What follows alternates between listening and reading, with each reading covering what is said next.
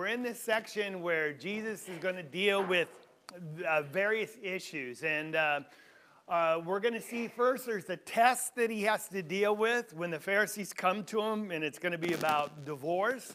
And then we'll see this discussion he has with a young rich ruler. And if we get through all that, that's great. But remember, we're in this section now where chapters 1 through 8 are primarily the kingdom is coming. Jesus is king, and he's going to reign. But then there's this transition where now Jesus is presenting himself as not the king as they would expect, but he's going to be a suffering savior. Now, do the disciples understand that? No, they don't. They can't grasp it at all because it's totally contrary to their paradigm of what a king would be like to restore Israel to its former glory.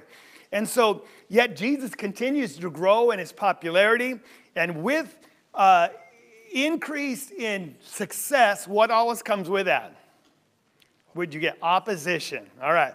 And so this is not the first time the Pharisees have showed up, and nor will it be the last time, but they're coming to trap him, as I would understand it. And that's where we are. And then we'll see perhaps a genuine question by this young rich ruler, and we'll look at him as well. But we started this last week and introduced it, and so we just have to set the table again, or else it's not going to make sense to us. But in Mark chapter 10, we'll just go over the slides up here. He goes into the area beyond the Jordan, and then some Pharisees came up and tested him. Now, does someone remember the parallel account to this? Where it's found, and what gospel account? Matthew 19. Is that what you said? All right, okay. And that's important because in this verse, the question is not exactly the same as the verse we find in Matthew 19. Here he asks, the question was, is it lawful for a man to divorce his wife? Now, we're going to see, of course, that is the answer to that is yes. So why is this a test? So when you look at the other side, we'll see that Matthew's account, the question is different because what he's really asking is, can you divorce for any cause at all? Now, that's where we were right here, I think, when we ask, what is this test all about? See in Matthew's account, can you divorce a wife for any reason at all? Now, why did Mark's account leave this out? It's a good question. Maybe it's just understood. Maybe it's because it's a more generic question and Jesus is going to give a more generic answer with a generic rule of divorce, as we'll see. But you need to pretty much understand that it's not really a question, can you divorce? Can you divorce for any reason at all? Now, what would we call that today? No-fault divorce. And that's pretty much the way our country runs today, that you can divorce for any cause at all. And it wasn't too long ago you had to have a cause, like unfaithfulness.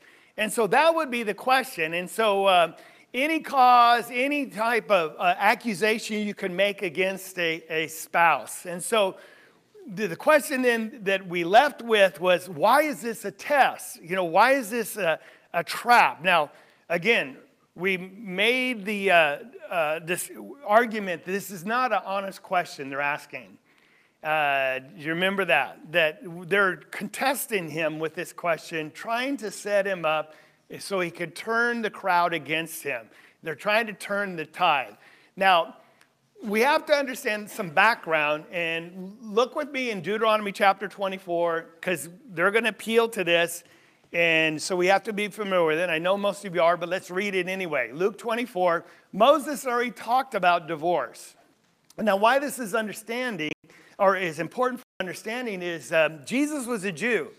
So did Jesus have to follow the law of Moses in all things? That's important we understand that, okay? So when we look at Deuteronomy 24, there's just 4 verses for our consideration. And he says, when a man takes a wife and marries her, and it happens, down, what is this indecency? But there is a discovery. Do you see that? He's discovered some indecency in her. And then he writes her a certificate of divorce. It's very important that you see the order.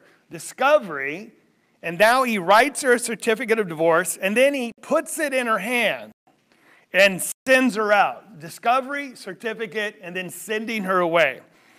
Well, there's the foundation verse, but now this is all a conditional scenario. If a man does this, and if she leaves his house and goes and becomes another man's wife, what happens in verse 2? What do we see here happening? I want you to hear you say it so you understand it. What? Who marries again? Who's this wife? She is a divorced woman, right? She's going out and marrying again. Is that clear? All right. And if the latter husband, that's her second one now, turns against her and writes a certificate of divorce and puts it in her hand and sends her out of the house, or if the latter husband dies who took her to be his wife, then her former husband who sent her away is not allowed to take her again to his wife, since she's been defiled, and it's abomination before the Lord, and you should not bring sin on the land which the Lord your God gives you an inheritance. So the condition brings about the final command: the first husband can't take her back. Do you all see that? So that's the verse that they're going to call into question here, and so you just have to be somewhat familiar with it. Now, what I want you also to see is what Jesus said in Matthew 5. Now, in Matthew 5, 6, and 7, what sermon do we have? The Sermon on the Mount. And it's famous for Jesus saying these words: "You have heard it said, but I say unto you." Are we familiar with that? Now, there's been discussion in the past about, is Jesus giving a new law? You have heard it said, and he quotes some of the law of Moses, "but I say unto you." Or is he clarifying their misunderstanding of what Moses said originally? And we're going to take the understanding that he is not changing the law. He's just clarifying their traditional approach to it, which actually contradicted the law. He's bringing them back to the original, the spirit of what God has intended. And he said, well, why would you say that? Look at the premise in chapter 5 of Matthew, and this is going to help you in verse 17 and 19. Jesus said, do not think I came to abolish the law or the prophets. Does that include the law of Moses? That's what the law is. So is Jesus here to change it, to do away with it? No. He said, I didn't come to abolish it, but to fulfill it. For Jesus to live to be a sacrifice for our sins, he had to live a sinless life. For him to live a sinless life, what did he have to do? Keep all the law of Moses. Could he break the Sabbath? Now, was he accused of that? Yes. That was one of the traps, right? He couldn't break the Sabbath, or else he would be a sinner, and then he couldn't die for us. So he says, me being a Jew, don't think I came to do away with it. I've come to fulfill it. Truly I say to you, until heaven and earth pass away, not the smallest letter or stroke shall pass away from the law until it's accomplished. Does that sound like a new rabbi coming to teach a new law? No, he's actually saying the exact opposite. Verse 19, whoever knows one of the least of these commandments and teaches others, he'll be called least in the kingdom. But whoever keeps and teaches them shall be called great in the kingdom of heaven. So again, this sets the attitude of where we need to deal with Jesus' teachings. They're not to counter the law, but to fulfill it, explain it. Now here's the startling statement. Verse 20. I say to you that unless your righteousness surpasses that of the scribes and the Pharisees, you're not even going to make it in the kingdom of heaven. You say, well, what's startling about that? When Nicodemus came to Jesus by night, Jesus said a very similar startling statement. And what was that? Unless, and he uses the same Greek word, unless you are born again, you're not even going to make it in the kingdom of heaven. And what did that young ruler, or that ruler say? What? How could I get in my mother's womb? It's startling. Jesus is teaching something spiritual, and this is just as startling because who was held as the epitome or the icon of righteousness in Jesus' day? The Pharisees. I mean, they walked so circumspectly. They tithed the mint, the cumin, right? And they were always denouncing, evil, and they were given to the long prayers, and you always see them giving alms. And would they let you know when they were fasting? Yes, because they wouldn't wash their face. And Jesus comes along, you scribe, Pharisees, hypocrites, and he tries to challenge all that, but they're held up in the people's eyes as the icons of righteousness. So Jesus says this, I'm telling you something, unless your righteousness supersedes everything they're doing, you're not even going to make it. And they're going, well, who can get into heaven then? Well, what's the answer to that question? The answer is not that you have to be better than the Pharisees. The Pharisees are hypocrites. They're not going to make it themselves because they have a pseudo or a faux righteousness, right?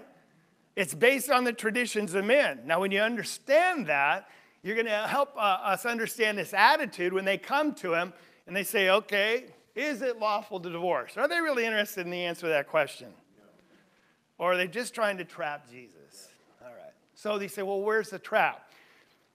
Some have suggested that since there's two positions on divorce in that day, there were two rabbis that were contemporary with Jesus in that day. It was called the school of Shammai and the school of Hillel, all right? One would be just like any political movement or religious movement. One was more conservative. That would be the school of Shammai. The Hillel was just more liberal on everything, more tolerant of the Romans. And when it comes to the subject of marriage and divorce, you see this liberal conservative bias play out in their attitudes there. And so the school of Shammai, they would teach from Deuteronomy 24, when it says, when there's discovery of an indecent thing, that word, when you look it out, means nakedness. And only in one place, one exception, it always refers to some sexual nakedness, some sexual impropriety. So they would conclude, no, that has to be fornication only. It's the discovery of some unfaithfulness in the marriage. Well, this rabbi would teach in his followers, no. And he'd actually say, I think I have it here, a man, if he finds something really insignificant, if she merely ruined his food, he can divorce her, all right? Now, is that kind of trivial? Now, what would cause this type of teaching to take hold in a culture of the Jews, or any culture? Why would people be attracted to that type of teaching? Because they're the decision maker and not God. Yeah, but why would they even, that sounds good. It's easy. Huh? It's easy, and what does that betray? Well, yeah, but underlying, what does that betray or expose? Their desire to get rid of their spouses so they can trade up or marry again. Now, does that happen today? And we live in a society where marriage has been reduced from what God intended to it just to a convenient relationship for pleasure and passion, companionship. And when the pleasure and happiness and companionship goes away, then you'll go away too. Is that what not happens? And that's why we have people getting divorced and married all the time, and because they don't understand what God's original intent to marriage was. It's basically pleasure and passion. And so does that appeal not just to our society, but any society that you look at? Any cause? Well, okay, that sounds good. Yes? I've had a couple tell me they got married just because it improved their tax situation. Improve their tax situation. Yeah, it does. That is convenience, isn't it? Well, when you look at that and say, well, okay, really there's trying to be a trap here. Some say, well, they're trying to get him to side with one group, be too liberal, maybe be too conservative, so he can alienate himself from either side. But there's really perhaps something else going on, that perhaps they're just trying to get him to contradict the law of Moses, because that's a stonable offense, right? This is serious. If you can actually get him to teach contrary to the law of Moses, then you can do away with him. And so when you look at it, and that's what I would understand really the issue is here. Those other issues are side issues because, well, it doesn't state it. It doesn't state that was the problem. It doesn't state that was the backstory, and it could have been part of it. But it basically is, well, look at Mark chapter 3. When they're watching him see if he'd heal on the Sabbath, they're watching him so they might find grounds to accuse him on the basis of the law of Moses. Gotcha. You healed on the Sabbath. And then we're going to see again in John chapter 8, they're testing him. This is when they brought a woman before him caught in adultery. And what did the law say? And they even quote the law. The law says, stone her, what say you? Then they just wait. And if Jesus answers according to the trap that had been set, he would have been in trouble, but he just writes down, or bends down and writes in the dust.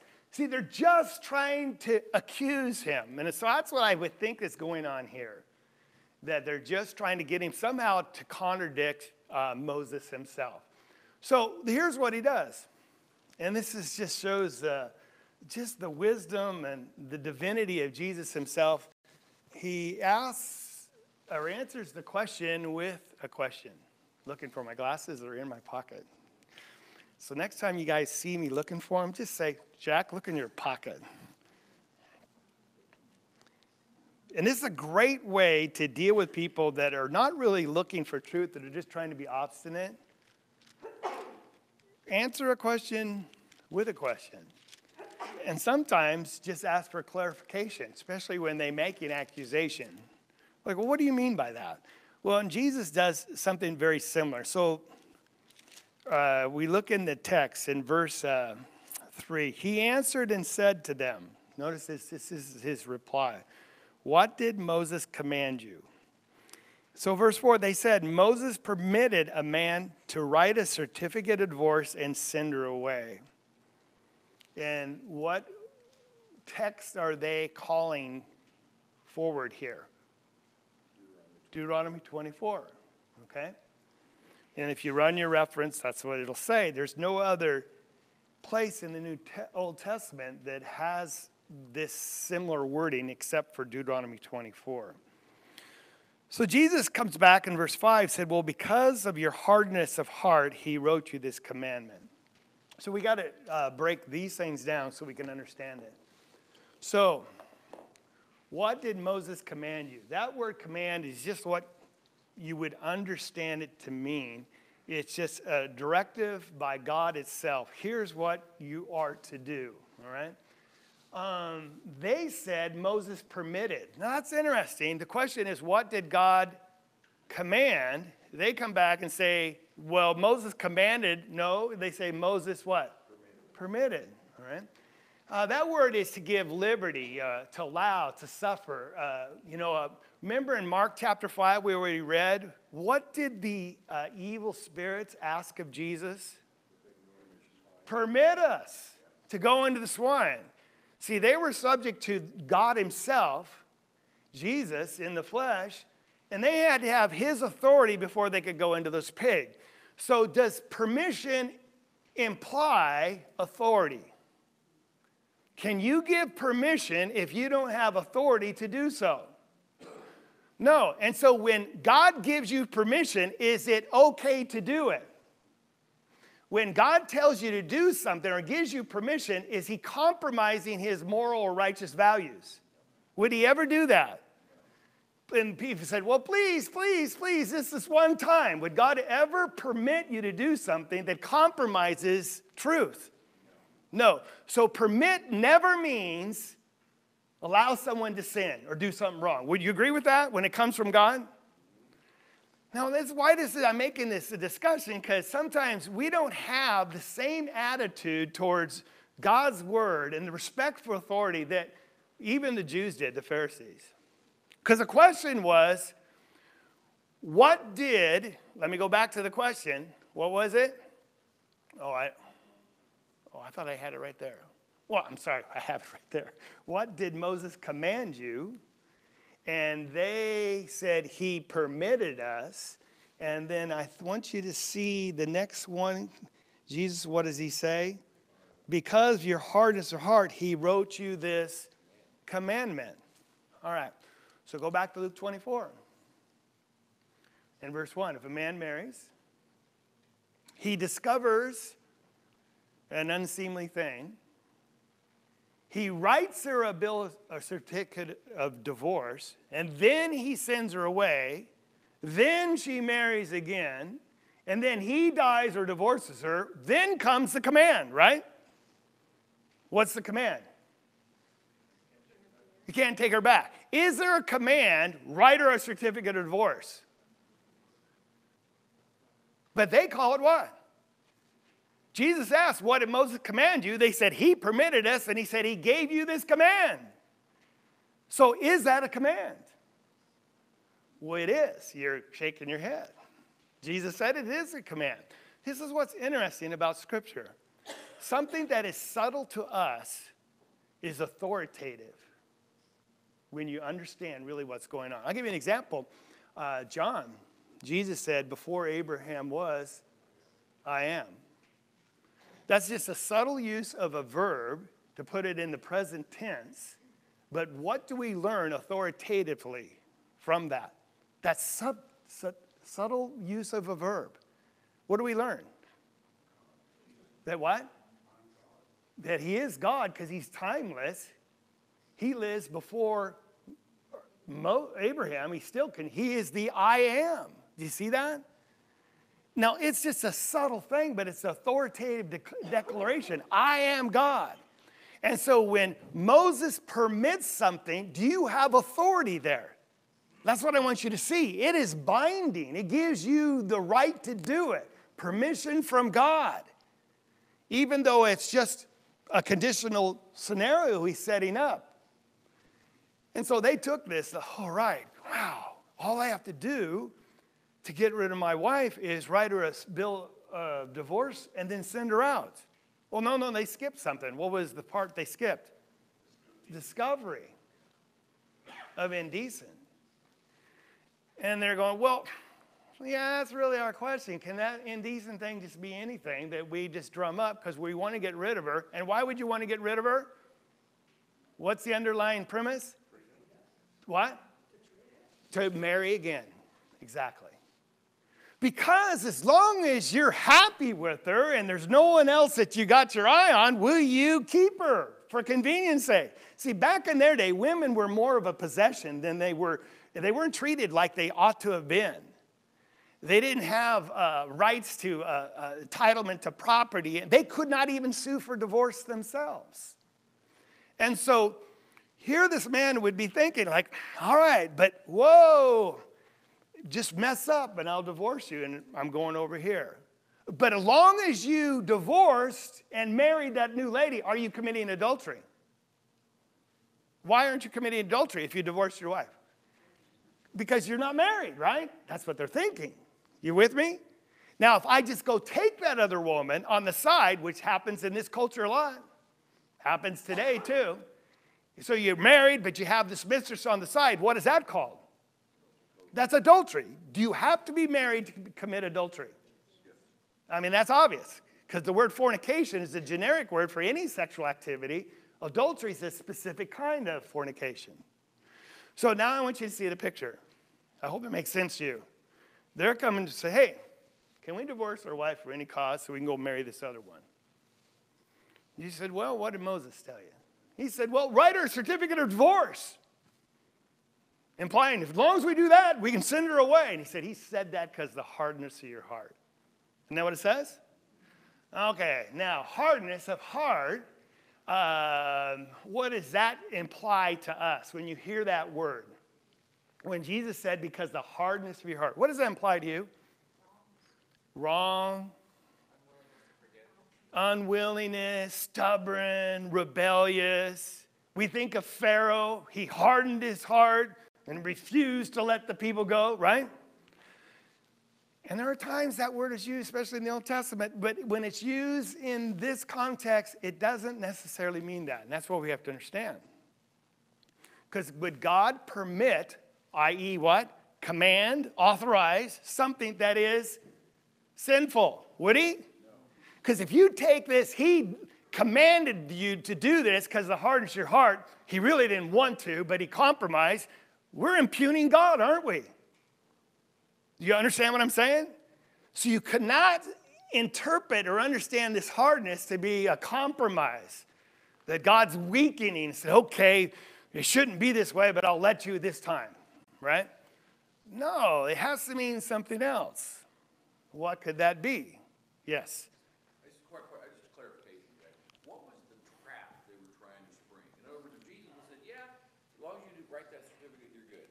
What was the thing they were going to bring against him? Well, again, it's hard to discern. It could be these two schools of teaching, and maybe it's unclear exactly what the trap was. Maybe he's just trying to get him to say something that they can hang their hat on later. But since he avoids any trap, he cuts his own swath. They're just left going, oh, no, here we are again. Yeah. It's just like they're trying to get him, like we talk about a perjury trap. That's been in the news later. There's no trap until you say something, then I got you. So he's trying to get him to say something. All right? Yes? Well, if he agrees with the Pharisees, and the Pharisees still fulfill what they believe. Yeah, and probably he's trying to get him to disagree with them so he can go out and turn to people. See, this guy is a heathen. He's teaching against the law of Moses because we are the experts in the law, right? Isn't that the way they promote themselves? So they're trying to get him to disagree. All right, so the word hardness is a dullness. It's here Strong says it's this lack of spiritual perception. And let's go back and just review chapter 3, verse 5 in Mark. Looking around them with anger, he grieved at their hardness of heart. That's when he was going to heal on the Sabbath. There's this dullness of heart because he was saying, is it better to do good on the Sabbath or to do evil? Well, what's the answer to that? But they got this hardness of heart. They can't see because of their self-righteousness, just the simple fact that it's better to do good. In chapter 6, the disciples, after he fed the 5,000, it says they had not gained any insight from the incident of the loaves because their heart was hardened. He's talking about the 12. They're in the boat. It's stormy. Here comes this spirit walking on the water. They don't know it's Jesus. They're scared. And he said, it's me. Don't be afraid. And he says, because of the hardness of their heart. Does that mean they were sinners? Does that mean they were rebellious? Does that mean they were stubborn? I'm not going to follow you, Jesus. No, they were doing the best they could. But do they have this? Well, they just hadn't been enlightened by God yet. You see that? It was still a mystery to them. They didn't get it. Could this be said about each of us? Currently or one time in our life? There's hardness, a dullness. I just don't get it. And that's why Paul prays in Ephesians chapter 1, I pray that the eyes of your heart might be enlightened. He uses that word. Because light overcomes darkness. And this hardening is not a sinful nature. It's not anything like it. It's just that we just are dull sometimes and just don't get it. Because we're trusting too much in ourselves and rather than understanding who God is. Does that make sense? We can look at other places. Chapter 8, when he talked about watch out for the leaven of the Pharisees. And he goes, oh, no, we didn't bring any bread. And that's why he's saying that. He said, no, do you not perceive or nor do you understand? See, it's all about understanding. Is your heart hardened? See, that means a hardened heart is one that just doesn't get it, doesn't understand.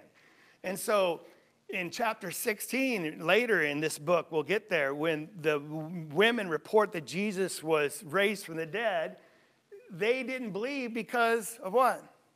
The hardness of their heart. Did they want to believe? Yes. Why couldn't they accept the testimony of these women? Their heart. So when you understand that, when Jesus says, God lets you divorce your wife because you have hard hearts, let's make sense of that. We only can make sense of it by going on. Because divorce really is a tragic concession in many ways. Because Jesus says, here's the way it's supposed to be. Now, here we are. In the beginning, we'll get a marker that works. Here's Jesus before the cross talking to the Pharisees, right? In Mark chapter 10. They are appealing to Deuteronomy 24, right? That's when the Israelites came out of Egyptian captivity. They were before Mount Sinai, and after that, and they wandered in the wilderness. Jesus says, let's go all the way back and skip this occasion. Let's go all the way back to the beginning. Isn't this clever? I mean, it's not clever. It's just the way you deal with truth. He says, from the beginning creation, he said, let's talk about what marriage is all about. He made them male and female. And for this reason, a man shall leave his father and mother, and the two shall become one flesh. They're no longer two, but one. When they're one, do you see two or do you see one? You see one, don't you? That's what you got to understand. We see a male and a female, but God sees one. All right? Therefore, what God has joined together, let no one separate. The word join means to glue together, to merge two into one. And to separate them means to cleave in two. And to do that, when you have one and you cut it in two, you're going to kill, aren't you? Before they were joined together, there is a separation. So it didn't matter if they went their own ways. But once they're joined together, to separate is going to bring some type of death. It's tragic. It's a death of this covenant relationship, this covenant of their youth, of companionship, as Malachi calls it. And so Jesus is quoting Genesis chapter 1, verse 27, chapter 2, and then perhaps a bit of chapter 5. But he's saying what God has joined together, let nobody separate. Now, he doesn't deal with the cause of divorce. He just goes back and says, let's just talk about divorce in general. And he gives what we're going to call the general rule of divorce. And what is it? Don't. I mean, could it be any clearer? What God has joined together, nobody separate. That's the general rule of divorce. Now, let's be clear. If you take this and say, divorce is wrong, anytime anyone divorces for any reason, you're not doing justice to what he's saying, and you're ignoring other scriptures that Jesus talked about, Matthew 19, Matthew chapter 5, and Paul's own words in 1 Corinthians 7. But general rules are just that. They're what? General rules, and often they have exceptions. So when we get to Deuteronomy 24, we're having an exception to the general rule. And again, what's the general rule when it comes to divorce? Don't. But in severe cases, when there's been discovery of fornication, and your heart is not like God's, that you are able to forgive and forget. It's interesting. Why did God have Hosea marry a harlot, and when no one else had her, he had to take her back? Show what? Show God's infinite forgiveness. That's the heart of God. Will he take you and I back? No matter how many times we've cheated on him. And you say, well, I am cheating on God. Oh, let's go back to how we've all fallen short of the sin, the glory of God. He's trying to illustrate to Israel, you're that spiritual harlot. You see that? And we're going to talk about when we get to the young rich ruler, when we get there next week, because he's waiting in the green room. We can't talk to him till then. All right? That we're all guilty, or can be, of the first commandment, no other gods before me. That was his sin. And the last commandment, covetousness, because he was too enamored with his wealth, wasn't he? Couldn't part from it. Now, we all have had gods in our lives. And anytime you serve another god rather than the true and living God, that's spiritual idolatry or adultery.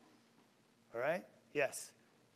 Just for my own understanding, Genesis is, I believe, written for all men. Yes.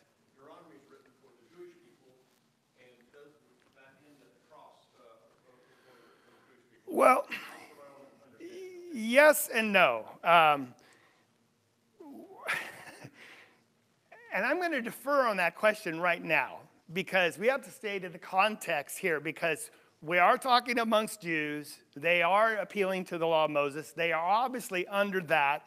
And so the question you're asking is a larger question. I don't want to go there right now just for time's sake. All right? It's a fair question. All right? So what I'm saying here is, if God said don't, what would he prefer when you find your wife caught in adultery?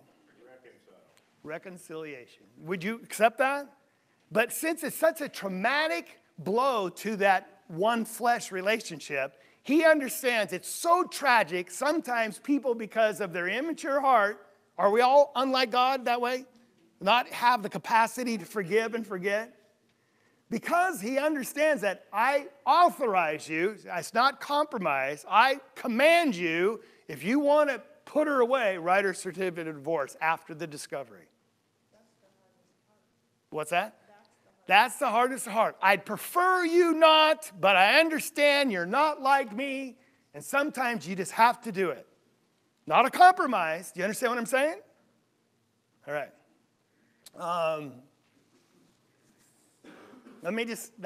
start there, because that's the way I understand what he's saying there. So when we go on, he quotes these things. The word join is a union husband and wife. This word is used here in Matthew 19:6, the only place. Jesus used it specifically for the marriage union here. The word separate is to put asunder. It's the idea of divorce. It's the word charizo that you find many other places in the New Testament. So there's a general rule of divorce. What is it? Don't. Does he deal with the exception? No. No, he doesn't, does he? The exception to this rule? Not here. That's what I'm asking. In this text, does he deal with it? No. And because that's not the purpose, because what was the question? Can you divorce for any reason at all? And he says, you guys don't get it. You're not even supposed to be divorcing anyway, except for this rare occasion. And God allowed it because the heart is your heart, but he'd rather have you stay married. So we do have the Hillel position, any cause. We have the Shammite, fornication only. Jesus says, I'm not even going to deal with that. If that was the background, he says, I'm going to give you God's view, one man, one moan for a lifetime. Don't. And they're going to, whoa. Well, Prophet Malachi, chapter 2, he said, God says, I hate divorce. Right. So, but is he done? Well, no, he's not done. So the disciples, obviously, that's going to raise some questions.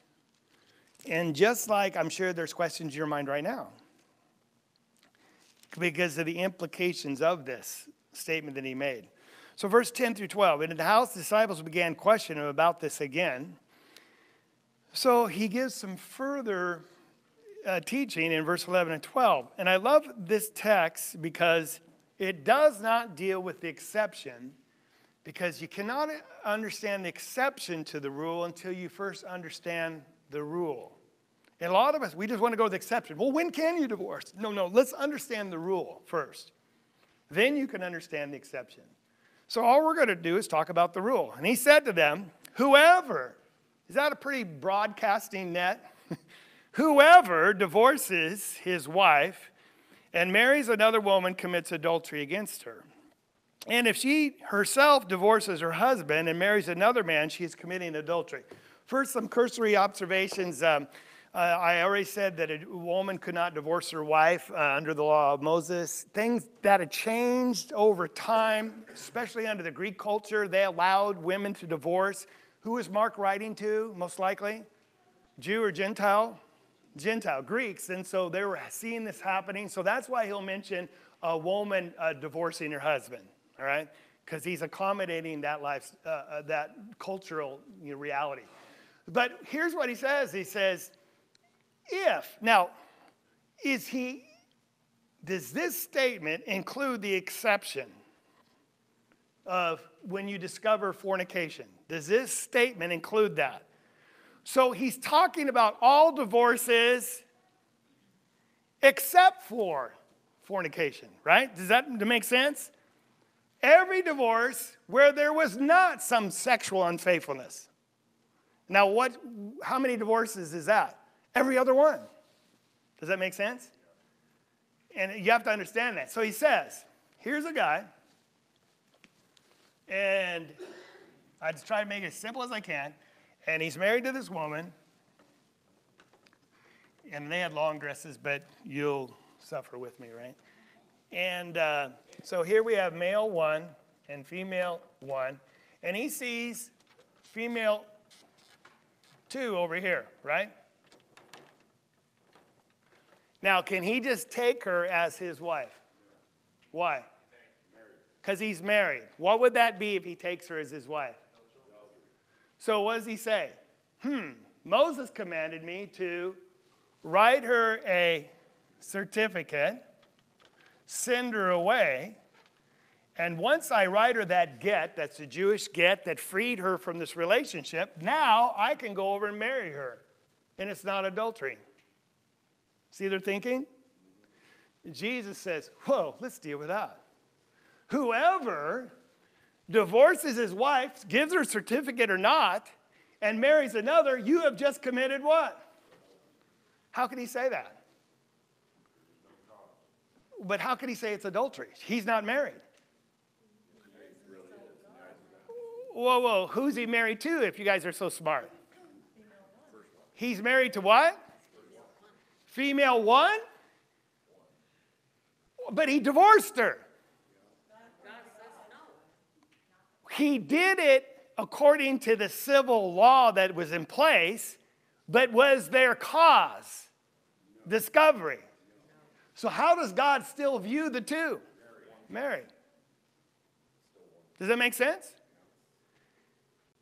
And that's what happens today. Same thing. He says, same with the woman. She says, man, there's this guy over here. He's a lot richer than you are, and you're just barely getting by, and you don't treat me well. Does that all these things happen? Yes. And he says, I'm going to divorce you, and I'm going to marry him. And he says, what? You've committed adultery. She has to be married to commit adultery, doesn't she? Who's she married to? Did the divorce separate the marriage? Did it end it? No. That's the only way you can make sense of what Jesus is teaching here. And so that's what's so important here, and it's a shocking statement. Because adultery is to have sex or unlawful relationships with another man's wife. Fornication is the more generic term. So some observations. You have to be married to commit adultery. True? If you're not married, can you commit adultery? You commit fornication. You say, what if you're unmarried and you have sex with another man's wife? Technically, she's committed adultery. You committed fornication. But sometimes they use the word adultery even to describe that act because she was married. But you understand what I'm saying? Technically. You don't have to be married to commit a fornication. Jesus is addressing divorces where there's no cause of indecency. So he just settled it one time for a lifetime. And again, he's addressing just the current culture that they were living in, and it's much like today. Marriage was not what God intended to be. It was a marriage of convenience, for pleasure, for companionship. And when that goes away, you go away too. And he said, most of the marriages were arranged, weren't they? Is that because it was romantic involvement that brought the marriage about? But could you have an arranged marriage where people are loving to each other and they nurture and cherish the husband of the wife and the wife submits and there's companionship and there's sexual pleasure? Everything God intended, can that all happen? But if you base it on just romance and my heart's got to go pitter-patter, Hollywood's version of marriage, you're going to be severely disappointed because that will go away until you instill the foundation of what God intends marriage to be like. Then those things have a chance to blossom. Ruth just told me this morning that today's her anniversary. Her and Don would have been married, how many years? 64? 64 years. But he died 38 years ago. You know, and she still cries every day over him. Because that's a companion of your youth. That's what Malachi calls marriage. It's a covenant of companionship. And that's what God wants from all of us. All right, we're done. Thank you very much.